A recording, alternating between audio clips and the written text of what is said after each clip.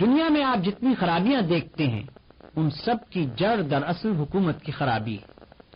طاقت اور دولت حکومت کے ہاتھ میں ہوتی ہے، قانون حکومت بناتی ہے، پولیس اور فوج کا زور حکومت کے پاس ہوتا ہے، لہذا جو خرابی بھی لوگوں کی زندگی میں پھیلتی ہے وہ یا تو خود حکومت کی پھیلائی ہوئی ہوتی ہے یا اس کی مدد سے پھیلتی ہے۔ مثال کے طور پر آپ دیکھتے ہیں کہ زنا دھڑلے سے ہو رہا ہے۔ اس کی وجہ کیا ہے؟ وجہ اس کے سوا کچھ نہیں کہ حکومت کے اختیارات جن لوگوں کے ہاتھ میں ہیں ان کی نگاہ میں زنا کوئی جرم نہیں ہے، وہ خود اس کام کو کرتے ہیں اور دوسروں کو کرنے دیتے ہیں، ورنہ وہ اسے بند کرنا چاہیں تو یہ کام اس دھڑلے سے نہیں چل سکتا۔ آپ دیکھتے ہیں کہ سودخواری کا بازار خوب گرم ہو رہا ہے اور مالدار لوگ غریبوں کا خون چوسے چلے جاتے ہیں۔ یہ کیوں؟ صرف اس لیے کہ حکومت خود سود کھاتی ہے، سود کھلاتی ہے اور کھانے والوں کو مدد دیتی ہے، اور اس کی حمایت ہی کے بل پر یہ بڑے بڑے ساہوکارے اور بینک چل رہے ہیں۔ آپ دیکھتے ہیں کہ لوگوں میں بے حیائی اور بد اخلاقی روز بروز بڑھتی چلی جا رہی ہے۔ یہ کس لیے؟ محض اس لیے کہ حکومت نے لوگوں کی تعلیم و تربیت کا ایسا ہی انتظام کیا ہے اور اس کو اخلاق اور انسانیت کے وہی نمونے پسند ہیں جو آپ کو نظر آ رہے ہیں۔ کسی دوسرے طرز کی تعلیم و تربیت سے آپ کسی اور نمونے کے انسان تیار کرنا چاہیں تو ذرائع کہاں سے لائیں گے؟ اور تھوڑے بہت تیار کر بھی دیں تو وہ کھپیں گے کہاں؟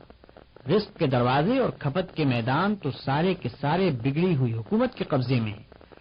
آپ دیکھتے ہیں کہ دنیا میں بے حد و حساب خونریزی ہو رہی ہے۔ انسان کا علم اس کی تباہی کے لیے استعمال کیا جا رہا ہے، انسان کی محنت کے پھل آگ کی نظر کیے جا رہے ہیں، اور بیش قیمت جانیں مٹی کے ٹھیکروں سے بھی زیادہ بے دردی کے ساتھ ضائع کی جا رہی ہیں۔ یہ کس وجہ سے؟ صرف اس وجہ سے کہ آدم کی اولاد میں جو لوگ سب سے زیادہ شریر اور بد نفس تھے وہ دنیا کی قوموں کے رہنما اور اقتدار کی باغوں کے مالک ہیں۔ قوت ان کے ہاتھ میں ہے، اس لیے وہ دنیا کو جدھر چلا رہے ہیں اسی طرف دنیا چل رہی ہے۔ علم، دولت، محنت، جان، ہر چیز کا جو مصرف انہوں نے تجویز کیا ہے اسی میں ہر چیز صرف ہو رہی ہے۔ آپ دیکھتے ہیں کہ دنیا میں ہر طرف ظلم ہو رہا ہے، کمزور کے لیے کہیں انصاف نہیں، غریب کی زندگی دشوار ہے، عدالتیں بنیے کی دکان بنی ہوئی ہیں جہاں سے صرف روپے کے عوض ہی انصاف خریدا جا سکتا ہے۔ لوگوں سے بے حساب ٹیکس وصول کیے جاتے ہیں اور افسروں کی شاہانہ تنخواہوں پر، بڑی بڑی عمارتوں پر، لڑائی کے گولہ بارود پر اور ایسی ہی دوسری فضول خرچیوں پر اڑا دیے جاتے ہیں۔ ساہوکار، زمیندار، نواب اور رئیس، خطاب یافتہ اور خطاب کے امیدوار، عمائدین، گدی نشین، پیر اور مہنت، سینما کمپنیوں کے مالک، شراب کے تاجر، فحش کتابیں اور رسالے شائع کرنے والے، جوئے کا کاروبار چلانے والے اور ایسے ہی بہت سے لوگ خلق خدا کی جان، مال، عزت، اخلاق، ہر چیز کو تباہ کرنے پر تلے ہوئے ہیں اور کوئی ان کو روکنے والا نہیں۔ یہ سب کیوں ہو رہا ہے؟ صرف اس لیے کہ حکومت کی کل بگڑی ہوئی ہے۔ طاقت جن ہاتھوں میں ہے وہ خراب ہے، وہ خود بھی ظلم کرتے ہیں اور ظالموں کا ساتھ بھی دیتے ہیں، اور جو ظلم بھی ہوتا ہے اس وجہ سے ہوتا ہے کہ وہ اس کے ہونے کے خواہش مند یا کم از کم روادار ہیں۔ ان مثالوں سے یہ بات آپ کی سمجھ میں آ گئی ہوگی کہ حکومت کی خرابی تمام خرابیوں کی جڑ ہے اور سارا بگاڑ نتیجہ ہے اس ایک بات کا کہ اختیارات اور اقتدار کی کنجیاں غلط ہاتھوں میں ہیں۔ یہ بات جب آپ کے ذہن نشین ہو گئی تو یہ سمجھنا آپ کے لیے آسان ہے کہ خلق خدا کی اصلاح کرنے اور لوگوں کو تباہی کے راستوں سے بچا کر فلاح اور سعادت کے راستے پر لانے کے لیے اس کے سوا کوئی چارہ نہیں ہے کہ حکومت کے بگاڑ کو درست کیا جائے۔ معمولی عقل کا آدمی بھی اس بات کو سمجھ سکتا ہے کہ جہاں لوگوں کو زنا کی آزادی حاصل ہو وہاں زنا کے خلاف خواہ کتنا ہی واز کیا جائے زنا کا بند ہونا محال ہے۔ شراب، جوا، سود، رشوت، فحش تماشے، بے حیائی کے لباس، بد اخلاق بنانے والی تعلیم اور ایسی ہی دوسری چیزیں اگر آپ وازوں سے دور کرنا چاہیں تو کامیابی ناممکن ہے۔ جو لوگ خلق خدا کو لوٹتے اور اخلاق کو تباہ کرتے ہیں ان کو آپ محض پند و نصیحت سے چاہیں کہ اپنے فائدوں سے ہاتھ دھو لیں تو یہ کسی طرح ممکن نہیں۔ ہاں اقتدار ہاتھ میں لے کر آپ بزور ان کا خاتمہ کر دیں تو ساری خرابیوں کا انسداد ہو سکتا ہے۔ اگر آپ چاہیں کہ بندگان خدا کی محنت، دولت، ذہانت و قابلیت غلط راستوں میں ضائع ہونے سے بچے اور صحیح راستوں میں صرف ہو، اگر آپ چاہیں کہ ظلم مٹے اور انصاف ہو، اگر آپ چاہیں کہ زمین میں فساد نہ ہو، انسان کا خون نہ چوسے، نہ بہائے، دبے اور گرے ہوئے انسان اٹھائے جائیں اور تمام انسانوں کو یکساں عزت، امن، خوشحالی اور ترقی کے مواقع حاصل ہوں، تو محض تبلیغ و تلقین کے زور سے یہ کام نہیں ہو سکتا۔ اس بات کو سمجھنے کے لیے کچھ بہت زیادہ غور و فکر کرنے کی بھی ضرورت نہیں کہ جو کوئی حقیقت میں خدا کی زمین سے فتنہ و فساد کو مٹانا چاہتا ہو اور واقعی یہ چاہتا ہو کہ خلق خدا کی اصلاح ہو، تو اس کے لیے محض واعظ اور ناصح بن کر کام کرنا فضول ہے۔ اسے اٹھنا چاہیے اور غلط اصول کی حکومت کا خاتمہ کر کے غلط کار لوگوں کے ہاتھ سے اقتدار چھین کر صحیح اصول اور صحیح طریقے کی حکومت قائم کرنی چاہیے۔ یہ نقطہ سمجھ لینے کے بعد ایک قدم اور آگے بڑھیے۔ سوال یہ پیدا ہوتا ہے کہ خود حکومت کی خرابی کا بنیادی سبب کیا ہے؟ اس خرابی کی جڑ کہاں ہے؟ اس کا جواب یہ ہے کہ خرابی کی جڑ دراصل انسان پر انسان کی حکومت ہے، اور اصلاح کی کوئی صورت اس کے سوا نہیں ہے کہ انسان پر خدا کی حکومت ہو۔ اتنے بڑے سوال کا اتنا مختصر سا جواب سن کر آپ تعجب نہ کریں۔ اس سوال کی تحقیق میں جتنا کھوج آپ لگائیں گے یہی جواب آپ کو ملے گا۔ ذرا غور تو کیجئے، یہ زمین جس پر آپ رہتے ہیں یہ خدا کی بنائی ہوئی ہے یا کسی اور کی؟ یہ انسان جو زمین پر بستے ہیں ان کو خدا نے پیدا کیا ہے یا کسی اور نے؟ یہ بے شمار اسباب زندگی جن کے بل پر سب انسان جی رہے ہیں انہیں خدا نے مہیا کیا ہے یا کسی اور نے؟ اگر ان سب سوالات کا جواب یہی ہے اور اس کے سوا کچھ نہیں کہ زمین اور انسان اور یہ تمام سامان خدا ہی کے پیدا کیے ہوئے ہیں، تو اس کے معنی یہ ہوئے کہ ملک خدا کا ہے، دولت خدا کی ہے اور رعیت بھی خدا کی ہے۔ پھر جب معاملہ یہ ہے تو آخر کوئی اس کا حقدار کیسے ہو گیا کہ خدا کے ملک میں اپنا حکم چلائے؟ آخر یہ کس طرح صحیح ہو سکتا ہے کہ خدا کی رعیت پر خدا کے سوا کسی دوسرے کا قانون یا خود رعیت کا اپنا بنایا ہوا قانون جاری ہو؟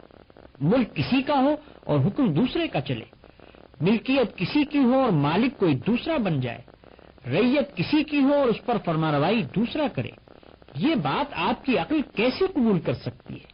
ایسا ہونا تو صریح حق کے خلاف ہے، اور چونکہ یہ حق کے خلاف ہے اس لیے جہاں کہیں اور جب کبھی ایسا ہوتا ہے نتیجہ برا ہی نکلتا ہے۔ جن انسانوں کے ہاتھ میں قانون بنانے اور حکم چلانے کے اختیارات آتے ہیں، اول تو ان کے پاس اتنا علم نہیں ہوتا کہ انسانی معاملات کو چلانے کے لیے صحیح قاعدے اور قانون بنا سکیں، اور پھر اس سے بھی زیادہ خطرناک بات یہ ہے کہ خدا کے خوف اور خدا کے سامنے جواب دہی سے غافل ہو کر لا محالہ وہ شتر بے مہار بن جاتے ہیں۔ ذرا سی عقل اس بات کو سمجھنے کے لیے کافی ہے کہ جو انسان خدا سے بے خوف ہو، جسے یہ فکر ہو ہی نہیں کہ کسی کو حساب دینا ہے، جو اپنی جگہ یہ سمجھ رہا ہو کہ اوپر کوئی نہیں جو مجھ سے پوچھ گچھ کرنے والا ہو، وہ طاقت اور اختیارات پا کر شتر بے مہار نہ بنے گا تو اور کیا بنے گا؟ کیا آپ سمجھتے ہیں کہ ایسے شخص کے ہاتھ میں جب لوگوں کے رزق کی کنجیاں ہوں، جب لوگوں کی جانیں اور ان کے مال اس کی مٹھی میں ہوں، جب ہزاروں لاکھوں سر اس کے حکم کے آگے جھک رہے ہوں، تو کیا وہ راستی اور انصاف پر قائم رہ جائے گا؟ کیا آپ توقع کرتے ہیں کہ وہ خزانوں کا امین ثابت ہوگا؟ کیا آپ امید رکھتے ہیں کہ وہ حق مارنے، حرام کھانے اور بندگان خدا کو اپنی خواہشات کا غلام بنانے سے باز رہے گا؟ کیا آپ کے نزدیک یہ ممکن ہے کہ ایسا شخص خود بھی سیدھے راستے پر چلے اور دوسروں کو بھی سیدھا چلائے؟ ہرگز نہیں، ہرگز نہیں۔ ایسا ہونا عقل کے خلاف ہے۔ ہزارہ برس کا تجربہ اس کے خلاف شہادت دیتا ہے۔ آج اپنی آنکھوں سے آپ خود دیکھ رہے ہیں کہ جو لوگ خدا سے بے خوف اور آخرت کی جواب دہی سے غافل ہیں وہ اختیارات پا کر کس قدر ظالم، خائن اور بدراہ ہو جاتے ہیں۔ لہذا حکومت کی بنیاد میں جس اصلاح کی ضرورت ہے وہ یہ ہے کہ انسان پر انسان کی حکومت نہ ہو بلکہ خدا کی حکومت ہو۔ اس حکومت کو چلانے والے خود مالک الملک نہ بنے بلکہ خدا کو بادشاہ تسلیم کر کے اس کے نائب اور امین کی حیثیت سے کام کریں، اور یہ سمجھتے ہوئے اپنے فرائض انجام دیں کہ آخر کار اس امانت کا حساب اس بادشاہ کو دینا ہے جو کھلے اور چھپے کا جاننے والا ہے۔ قانون اس خدا کی ہدایت پر مبنی ہو جو تمام حقیقتوں کا علم رکھتا ہے اور دانائی کا سرچشمہ ہے۔ اس قانون کو بدلنے یا اس میں ترمیم و تنسیخ کرنے کے اختیارات کسی کو نہ ہو، تاکہ وہ انسانوں کی جہالت یا خود غرضی اور ناروا خواہشات کے دخل پا جانے سے بگڑ نہ جائے۔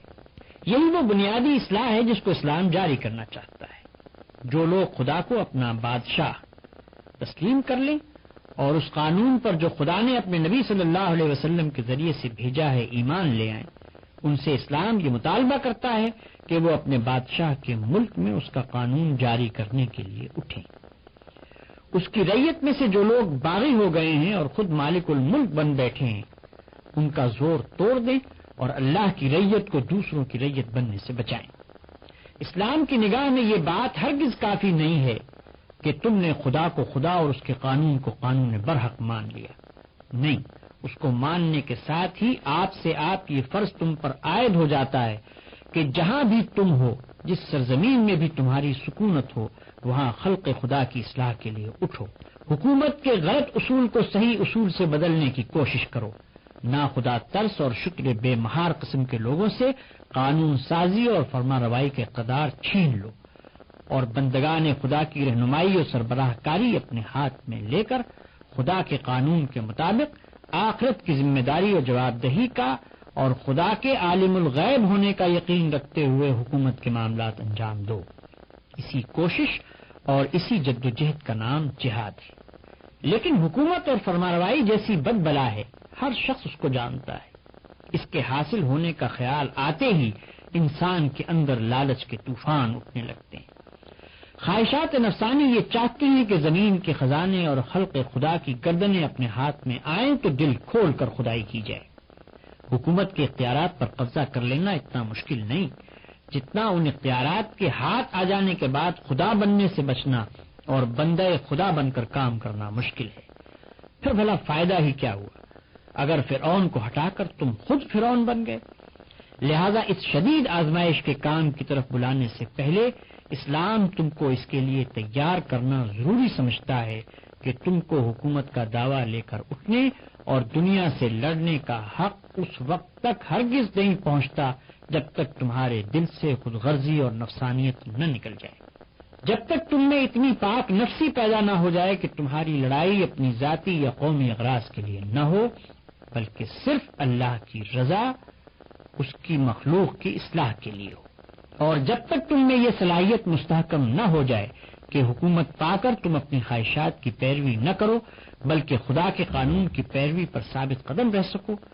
محض یہ بات کہ تم کلمہ پڑھ کر اسلام میں داخل ہو گئے ہو تمہیں اس کا مستحق نہیں بنا دیتی کہ اسلام تمہیں خلق خدا پر ٹوٹ پڑنے کا حکم دے دے، اور پھر تم خدا اور رسول کا نام لے لے کر وہی سب حرکتیں کرنے لگو جو خدا کے باغی اور ظالم لوگ کرتے ہیں۔ قبل اس کے کہ اتنی بڑی ذمہ داریوں کا بوجھ اٹھانے کے لیے تم کو حکم دیا جائے، اسلام یہ ضروری سمجھتا ہے کہ تم میں وہ طاقت پیدا کی جائے جس سے تم اس بوجھ کو سہار سکو۔